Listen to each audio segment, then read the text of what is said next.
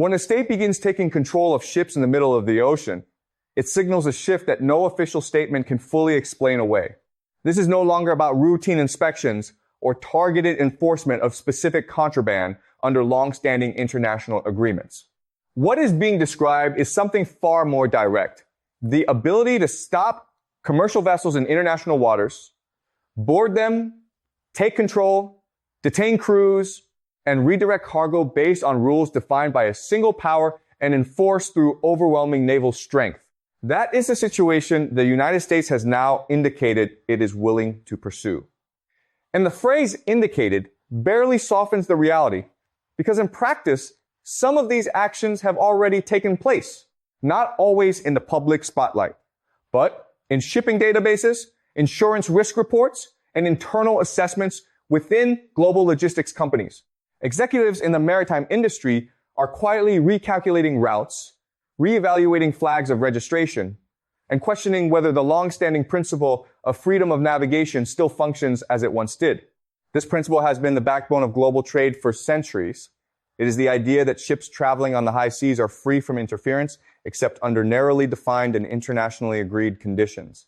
But that assumption is now being tested in real time. The speed at which this change is occurring is as important as the change itself.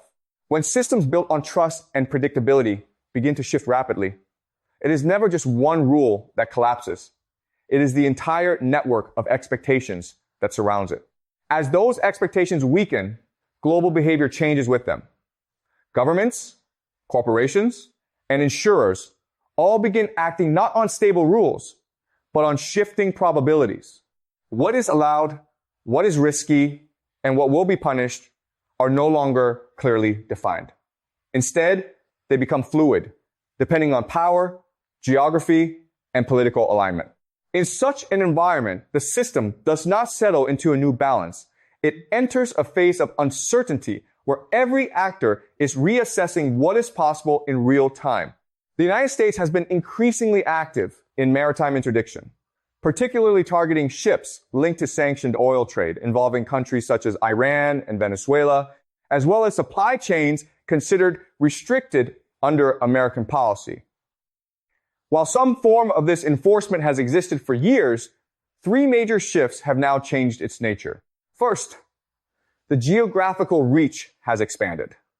Operations that were once limited to specific politically contained zones are now appearing in broader and more sensitive maritime corridors, including parts of the Indian Ocean and key shipping routes used by major Asian economies. These are areas that previously saw limited unilateral enforcement activity due to the diplomatic risks involved. Second, the legal justification for these actions has become more aggressive and more contested. Traditional maritime law relies heavily on shared agreements between states, particularly the principle that a vessel is governed by the laws of the country whose flag it flies. That system is now being stretched through expanded interpretations of pursuit rights and sanctions enforcement. In some cases, American designations are being treated as if they apply universally, even when other states reject them. Third, the scope of targets has widened. It is no longer limited to smaller or isolated shipping operators. Vessels connected to major trading nations and large commercial fleets are now part of the enforcement picture. This shift moves the issue from the periphery of global trade into its core, where the largest economies and most influential shipping industries operate. As this continues, reactions from other global powers are becoming more pronounced. Countries with major maritime interests are closely watching these developments, particularly those whose economies depend heavily on shipping and energy imports. The concern is not just about individual incidents, but about what they represent. A potential redefinition of who controls access to global sea routes. And that is where the system begins to show strain. Because once the idea of neutral navigation is weakened, every ship becomes a potential point of political leverage. Every route becomes a contested space. And every decision to sail becomes a calculation of risk rather than a matter of routine commerce. This is the environment now forming beneath the surface of global trade. and it is only the beginning of a much larger shift. To understand why the current maritime situation is so significant, it is necessary to look closely at how the rules of the sea actually function. Global shipping does not operate on vague goodwill between nations. It depends on a very specific legal structure built over centuries, where a vessel is treated as the jurisdiction of the country whose flag it flies. This principle is not symbolic. It is what prevents the oceans from becoming a space where every navy can stop every ship at will. When that principle is respected, trade becomes predictable. Ships know where they can travel. Companies can calculate cost. Insurance firms can assess risk. And states, even rivals, can interact economically without constant interference. What is now changing is the gradual erosion of that predictability. The United States has been expanding its maritime enforcement posture in ways that go beyond traditional interdiction. Historically, boarding and seizing ships in international waters was tied to narrow conditions: piracy, direct security threats, or clear violations pursued from territorial waters. Now, the justification has widened into sanctions enforcement applied across vast ocean regions, sometimes far from the original point of any alleged violation. This expansion is not just geographic, it is conceptual. It changes the meaning of jurisdiction itself. Instead of relying on shared international frameworks, enforcement is increasingly driven by unilateral designations. A ship can be treated as subject to seizure not because of a universally recognized violation, but because it is connected to a trade flow that one state has decided to restrict. That is where legal tension begins to build. Many countries do not recognize these unilateral sanctions as having international legitimacy, yet enforcement actions are still being carried out as if they do. This creates a split between legal perception and operational reality. On paper, international maritime law still exists. In practice, enforcement is becoming fragmented. The consequences of this fragmentation are not theoretical. They are already visible in how the shipping industry is responding. Maritime insurers, particularly major underwriting markets, are reassessing risk zones with unusual caution.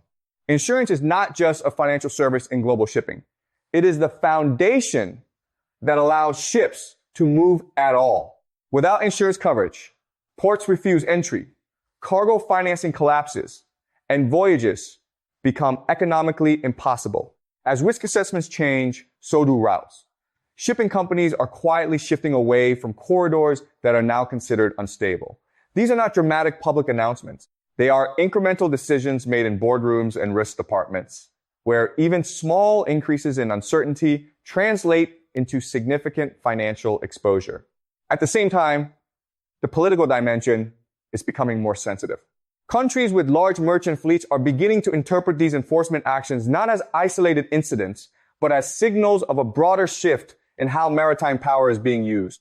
Greece, for example, whose shipping industry is central to its economy, has reportedly expressed concern through diplomatic channels. Similar discussions are taking place in other maritime-dependent economies that rely on stable global routes. China's position is particularly important in this context.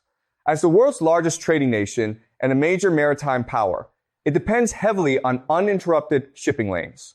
At the same time, it is also building its own naval capacity to protect those interests. This dual reality creates a structural tension. China is both vulnerable to maritime disruption and increasingly capable of responding to it. The growth of its naval presence is not random.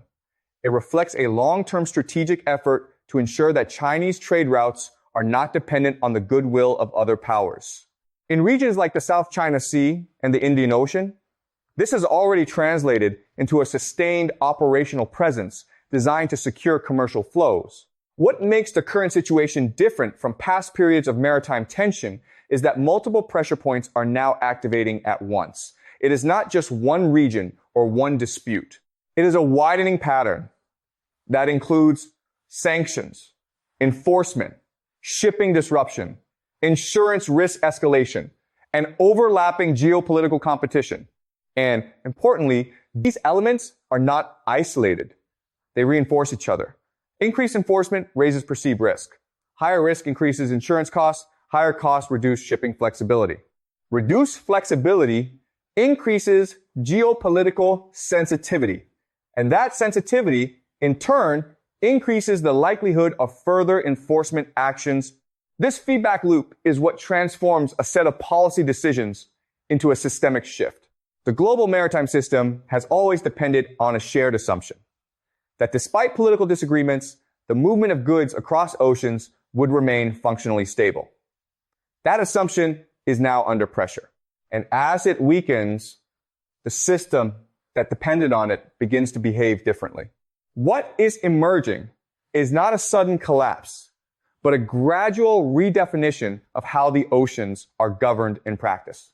And that process is accelerating faster than most institutions are prepared to manage. As maritime enforcement expands and legal interpretations become more contested, the situation is no longer confined to isolated incidents between individual ships and naval forces. It is now beginning to reshape how entire regions of global trade are being perceived and managed. What was once considered routine navigation through international waters is increasingly being treated as conditional access, dependent on political alignment and enforcement risk. This shift introduces a deeper problem. Uncertainty is no longer localized.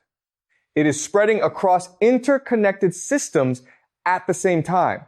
One of the most sensitive developments is the increasing overlap between maritime enforcement and major global shipping routes used by large economies. When interdiction activity is concentrated in areas tied to sanctioned trade, the impact remains relatively contained. But when enforcement expands into broader corridors used by neutral commercial actors, the distinction between targeted action and systemic disruption begins to disappear. At that point, every vessel becomes part of a larger risk calculation, regardless of its cargo or origin. Shipping companies are no longer asking only, is this route efficient? But increasingly, is this route politically safe?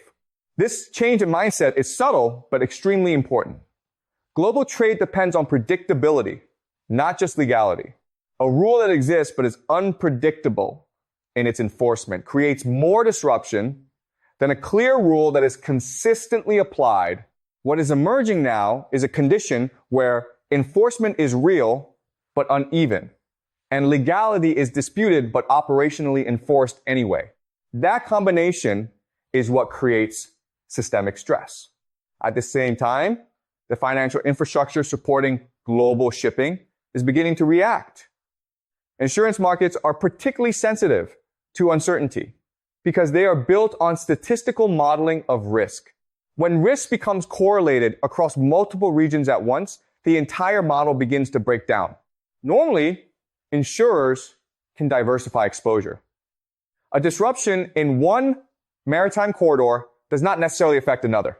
But when multiple regions begin showing elevated and interconnected risk, diversification stops working. Risk becomes systemic rather than isolated. That is when insurers begin raising premiums sharply or withdrawing coverage entirely from certain zones. And when insurance withdraws, the consequences are immediate and severe. Ships cannot legally operate without coverage. Ports refuse entry. Financing structures collapse because lenders require insured cargo as collateral. In practical terms, entire segments of global trade can become temporarily non-functional without a single shot being fired. This is why the maritime insurance market is often described as the invisible backbone of global commerce. It does not appear in headlines, but it determines whether global trade can function at all. Meanwhile, geopolitical responses are becoming more layered. China's position illustrates this complexity clearly. On one hand, China is highly exposed to maritime disruption because of its reliance on imports of energy and raw materials. On the other hand, it is increasingly capable of influencing maritime outcomes through both naval presence and diplomatic engagement. Rather than reacting in a single dimension, China is operating across multiple tracks simultaneously. Diplomatically, it continues to emphasize stability in global trade routes. Economically, it has the capacity to apply pressure in response to disruptions affecting its interests. Strategically, it is continuing to build long-term maritime capabilities designed to reduce vulnerability in key shipping lanes. This combination of exposure and capability makes its behavior highly consequential in any evolving maritime crisis. It is not simply reacting to events, it is shaping the environment in which those events unfold. At the same time, other major maritime nations are also reassessing their positions. Countries with large shipping industries or strategic reliance on sea trade are increasingly aware that unilateral enforcement actions in international waters could have broader implications than originally intended. The concern is not only about specific seizures, but about precedent. Once a major power demonstrates willingness to expand enforcement beyond previously accepted legal boundaries, other states must decide whether to accept that expansion or develop countermeasures of their own. Neither option preserves the previous stability of the system. This is how legal frameworks begin to fragment, not through formal collapse, but through gradual divergence in interpretation and enforcement.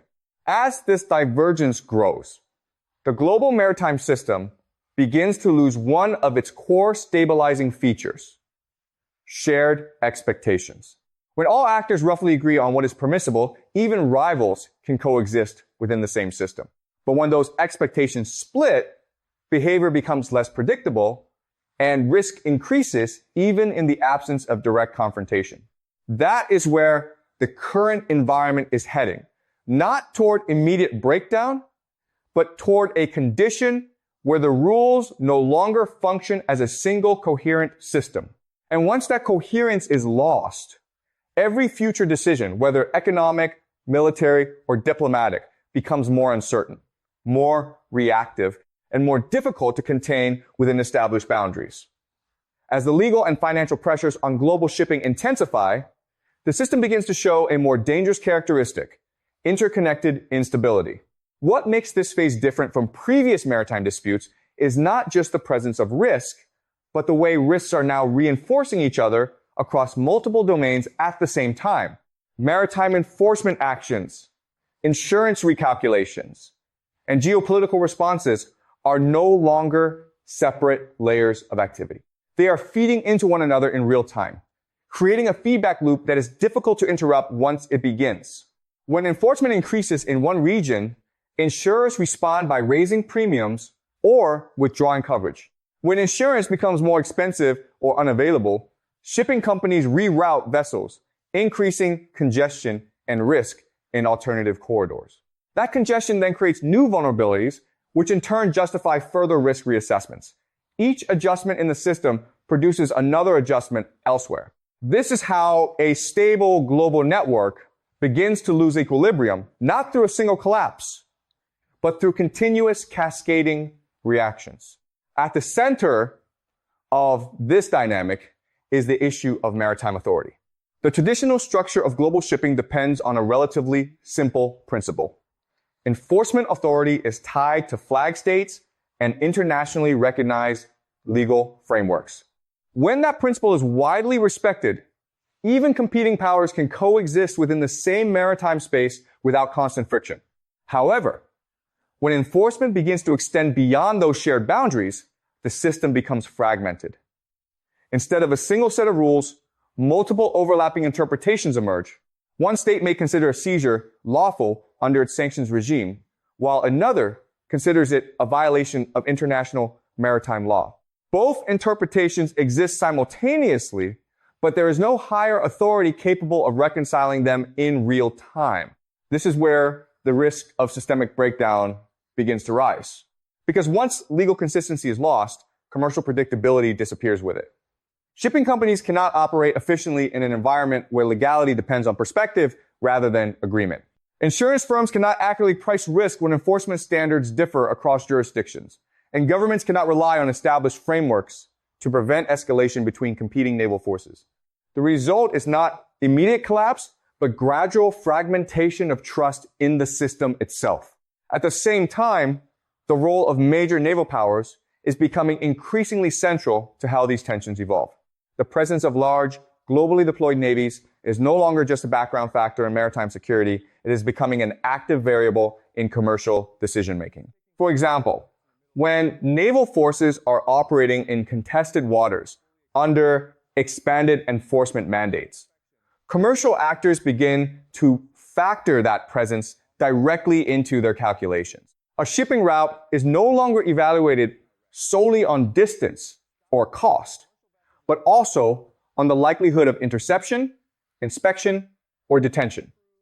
This changes the fundamental logic of global logistics. Trade routes that were once chosen for efficiency are now being evaluated for political safety. This shift has broader implications for global supply chains. Modern manufacturing systems are built on tightly synchronized delivery schedules, often relying on just-in-time logistics. These systems assume a high degree of predictability in transit times and costs. When that predictability is disrupted, even slightly, it introduces delays that ripple through entire production networks. A delay in one maritime corridor can affect factory output thousands of kilometers away. A rise in insurance costs can alter sourcing decisions across multiple continents.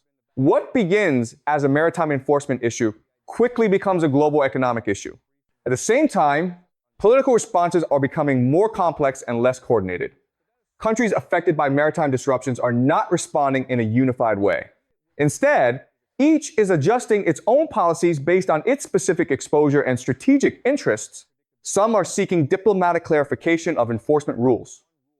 Others are strengthening naval presence to protect shipping interests. Still others are focusing on economic diversification to reduce dependence on vulnerable routes.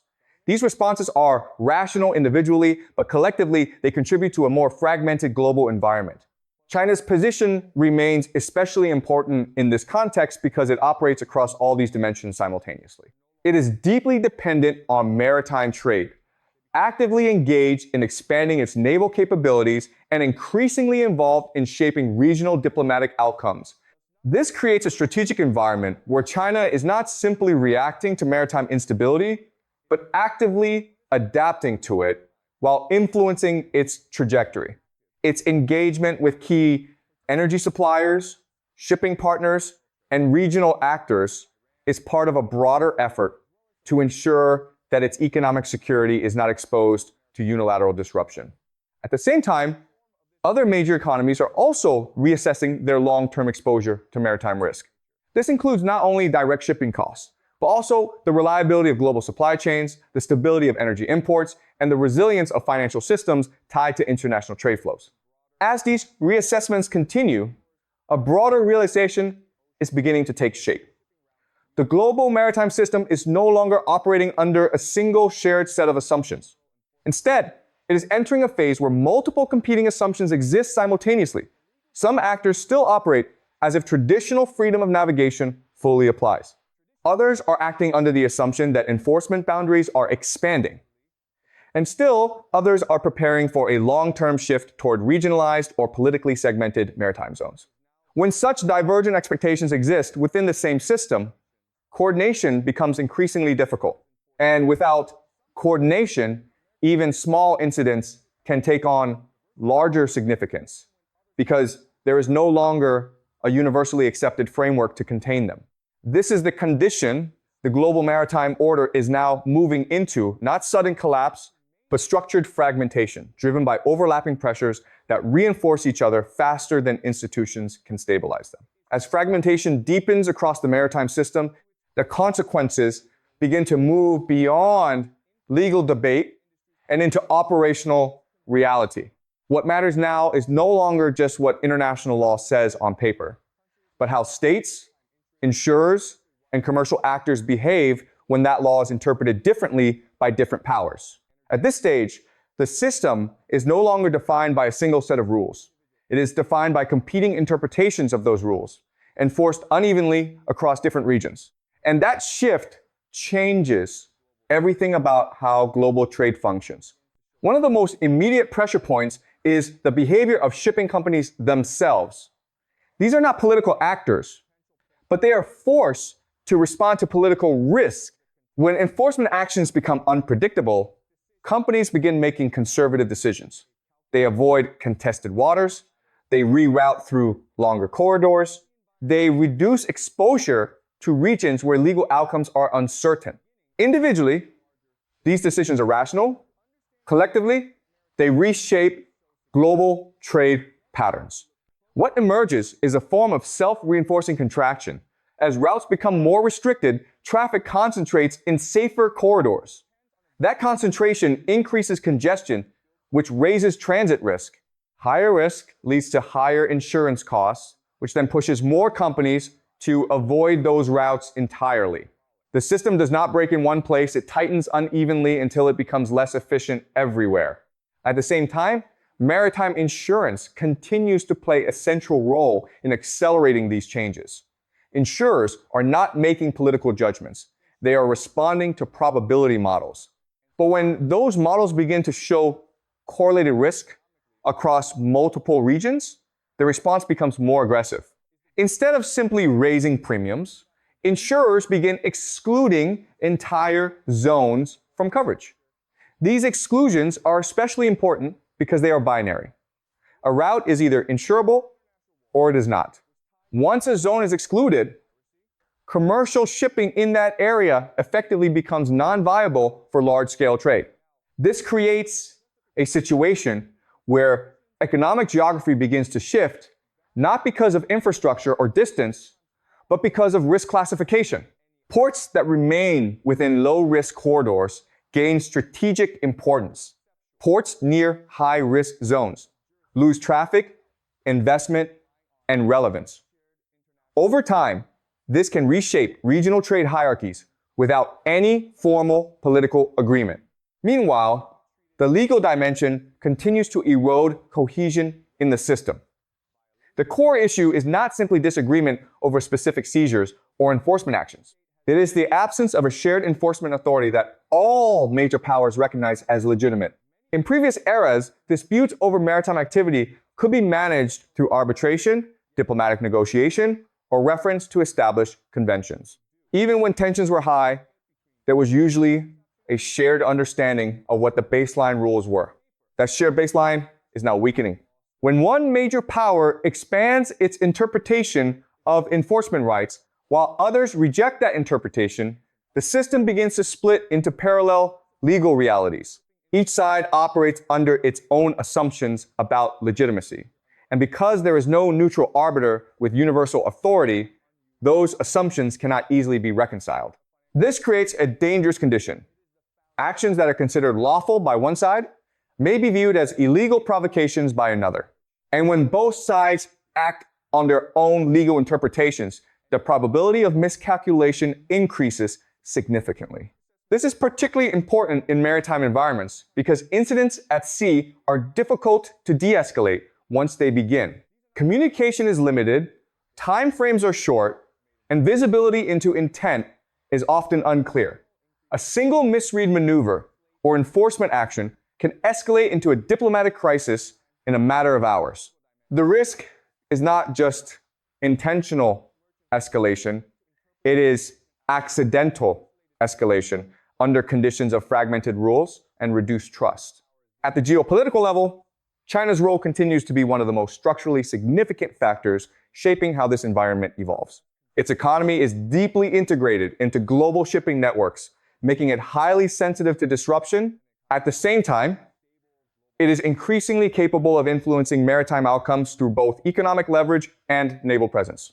This dual position, vulnerability, and capability drives a strategy focused on maintaining stability while preparing for instability. On one side, China continues to emphasize the importance of secure trade routes and predictable global commerce. On the other, it continues to develop the tools necessary to operate independently if those routes become contested. This includes expanding naval reach, strengthening regional partnerships, and increasing its role in alternative trade and energy frameworks. Other major economies are also adapting, but not in a coordinated way. Each is responding based on its own exposure. Energy importing nations prioritize supply security. Export-oriented economies prioritize shipping reliability. Maritime powers prioritize control and deterrence. The result is a patchwork of strategies rather than a unified response. This lack of coordination matters because the maritime system itself is inherently interconnected. A disruption in one region does not remain localized. It affects pricing, insurance, routing, and demand across the entire network. As fragmentation increases, the system becomes more sensitive to localized shocks. And this is where the deeper structural risk emerges, the loss of redundancy. In a stable global system, disruptions can be absorbed and rerouted. But as more routes become constrained, the available alternatives shrink. The system becomes more efficient in normal conditions, but more fragile under stress. That is the paradox now developing in global maritime trade. Optimization is increasing efficiency while simultaneously reducing resilience. And once resilience drops below a certain threshold, even small shocks can produce disproportionately large consequences. This is the phase the system is entering now, not collapse, but progressive loss of buffering capacity across multiple interconnected layers. As the system loses buffering capacity, the difference between stability and disruption becomes increasingly small. In earlier phases of global maritime history, shocks could be absorbed because there were redundancies built into the network. Multiple shipping routes existed for the same destinations. Insurance markets could redistribute risk across relatively independent regions. Legal frameworks, even when tested, still provided enough shared structure to prevent localized disputes from spreading. That structure is now weakening. What is emerging instead is a tightly interconnected system where disruptions propagate faster and further than before. When a single maritime corridor becomes unstable, it no longer remains an isolated problem. It affects insurance pricing across multiple regions, shifts shipping demand to alternative routes, increases congestion elsewhere, and raises the baseline risk perception of the entire network. This is what makes the current phase so different. It is not just the presence of instability, but the reduced ability of the system to contain instability once it appears. At the center of this transformation is the gradual breakdown of shared expectations. Global maritime trade does not rely solely on law or enforcement. It relies on trust, specifically the expectation that other actors will behave within a broadly understood set of rules, even when they have the capability not to. When that expectation is consistent, even rival states can operate in the same space without constant friction. But when enforcement becomes selective and legal interpretations diverge, trust begins to erode. Once that erosion begins, every interaction carries additional uncertainty because intent can no longer be assumed to be governed by the same framework. This uncertainty is now shaping behavior across all major components of the system: states, shipping companies, insurers, and financial institutions. For states, the key concern is not only immediate incidents at sea, but precedent. Every enforcement action is now evaluated not just in isolation, but as part of a larger pattern that may redefine maritime authority. If unilateral enforcement becomes normalized, then the balance of control over global trade routes shifts fundamentally. For shipping companies, the focus is operational survival. They are adjusting routes, restructuring logistics chains, and building greater flexibility into systems that were previously optimized for efficiency. But flexibility comes at a cost. Longer routes, higher fuel consumption, increased inventory buffers, and more complex coordination all reduce the efficiency gains that defined globalized trade. For insurers, the challenge is mathematical, but existential. When multiple high-risk zones begin to overlap, the models used to calculate exposure become less reliable. Correlation between risks increases, meaning that diversification no longer provides the same protection it once did. At a certain point, the only viable response is withdrawal from coverage, which then feeds back into the disruption of physical trade. For financial markets, the maritime system is one component in a broader web of global risk. But because trade flows are foundational to economic activity, sustained disruption in shipping quickly translates into broader financial volatility. Commodity prices fluctuate, supply chain costs rise, and investment planning becomes more uncertain. These layers do not operate independently. They amplify each other.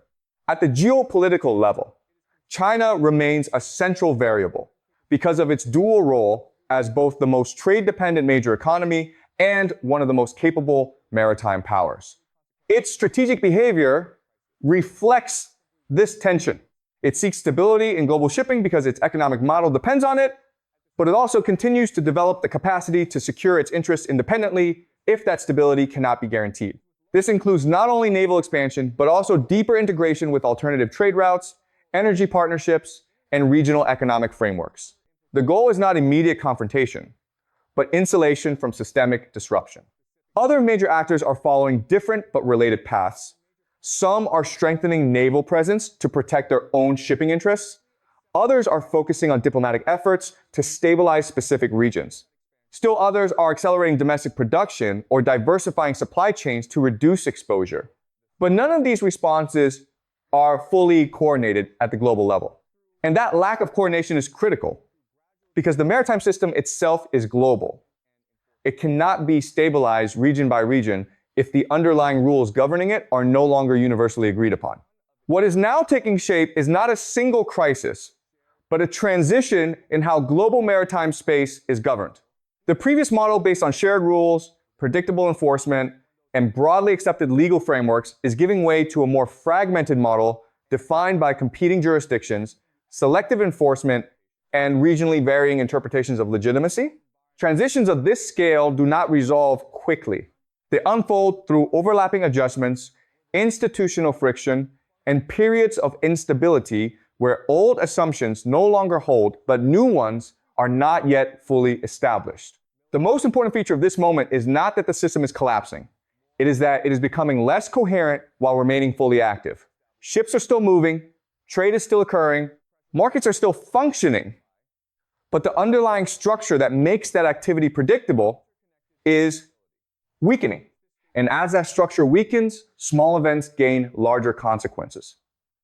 A single seizure, a single insurance withdrawal, or a single naval encounter can now influence systems far beyond its immediate location. This is the defining characteristic of a system in transition. Not silence or collapse, but heightened sensitivity to disruption across all levels simultaneously. And it is within that environment that the next phase of global maritime order will be determined.